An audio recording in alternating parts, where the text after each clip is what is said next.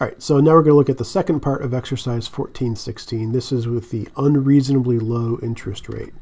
So this is sort of like the 0.9% interest rate, where there is some interest that is stated as part of the note, but it's not the real effective interest rate. In this case, Ellen Carter Company really has an 11% cost of debt.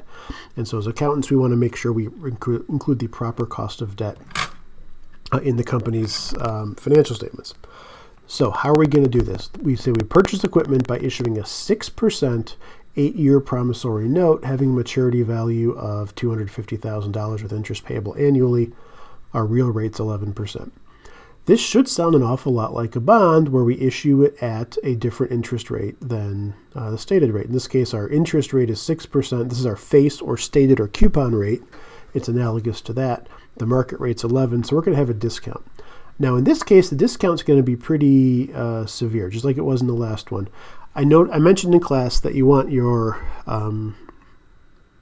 you want to make sure that your interest expense and your interest payment are within shouting distance of each other because there's not going to be a big distance. Well, here, because the interest rates are very different from each other, the discount's going to be pretty large and the amortization will be large. The bigger this distance is between your interest rates, the more the amortization will be. Because remember that amortization is reconciling the difference between the stated rate and the actual rate. So we've got an 8-year note, interest payable annually, maturity value of $250,000, 6-year interest or 6% interest payments are going to be made. This is all the same terms as a bond. So we've got to do our face amount of $250,000. And we're going to need our present value factor again because we're going to take that $250,000 8 years out and discount that back. So 11%, 8 years, our present value factor for the single sum, 11%, 8.43393. So we're going to say 0.43393. And so the present value today of that $250,000 8 years from now, discounted at 11%, is going to be 108,482. And now we have the payments. We know the payments are going to be at 6% of the face, so plus 0.06 times the face. So our payments are going to be $15,000. That's going to be an annuity because there's more than one of them. It's a repeated payment of the same amount over and over again. So if we are at 11%, that's our real, our effective market rate, 8 periods, our discount factor is 5.14612, so 5.14612,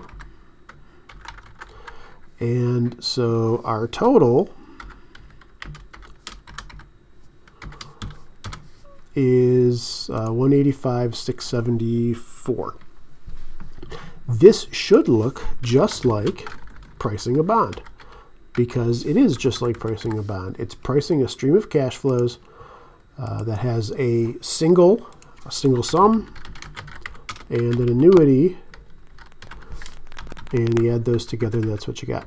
So since we don't know anything about the equipment having a fair value, we can't value the equipment based on the fair value of what was received. We can value the equipment based on the fair value of what was given up. In this case, what we've given up a note, a stream of cash flows that has a present value of 185,674.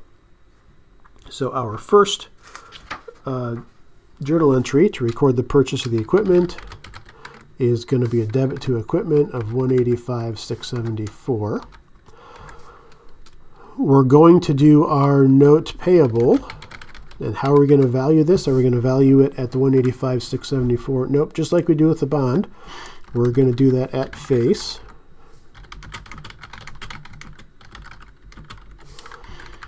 And we're going to have a discount on notes payable, and that's going to be the difference. Plug. All right.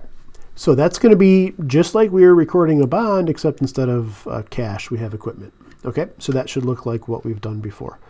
Now, how are we going? So that's the journal entry to record the purchase. So that's that guy.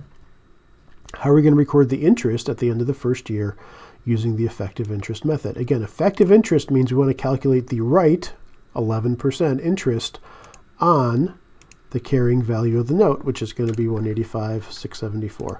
So back to our magic amortization table. We're going to have our date. We're going to have our interest payment. We're going to have our interest expense. We're going to have our amortization, which is the difference, and then that's going to give us our updated carrying value.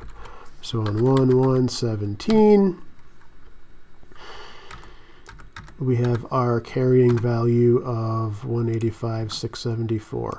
Our interest payments, in this case, not at 0, but they're at 6%. Our interest expense is still at 11% because that's our effective rate.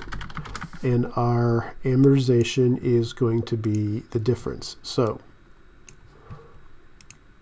1/1/18, 1/1/19, 1/1/20, and we've got 4, 5, 6, 7, 8 years. Our interest payment is always going to be 6% times $250,000. So our interest payments are $15,000. Click and drag works better when you don't miss. Our interest expense, just like with the bond, is the market rate times the prior carrying value. Our amortization, just like with the bond, is always going to be the difference. And then our carrying value, because we have a discount we're making go away, we're going to make the carrying value larger. And then click and drag. And I'll make the pennies go away on all these. All right, of course, again, we've got a $2 rounding error. That's not a big deal. In real life, almost all the time, your last interest payment or last interest expense is going to be adjusted for rounding. So when you buy a car or you buy a house, your last loan payment will almost always have some rounding difference in it. So that's no big deal. So how are we going to record our journal entries? The same way we record them for a bond. So at the interest at the end of the first year, so 12/31/17, what are we going to record? We're going to record interest expense of $20,424. We're going to have to record interest payable. Since our interest is payable annually, we're not going to make the payment yet, but our interest payable is going to be $15,000, which we will record, or we'll make the cash payment on January 1st. And then what else do we have? We have the discount on notes payable, and that's going to be the difference, or the $54.24. So these guys right here, just like they do in the bond table, they make our journal entry. And then, of course, on 1/1/18, when we make the payment, it's going to be interest payable of $15,000 and cash of $15,000. So that's how we're going to do that. Next year, we do the same thing over again. Take the next line from the amortization table and plug those numbers in.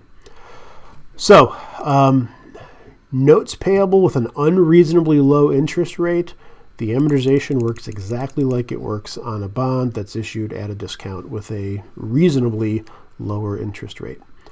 So I hope this all makes sense. It's just another application of the amortization table to a note payable. The other thing that I do want to point out is what we're not doing here is we're not doing straight line. So what we're not doing is the discount divided by 8 years. So we're not doing that, nor are we sort of taking that as sort of what the interest expense is.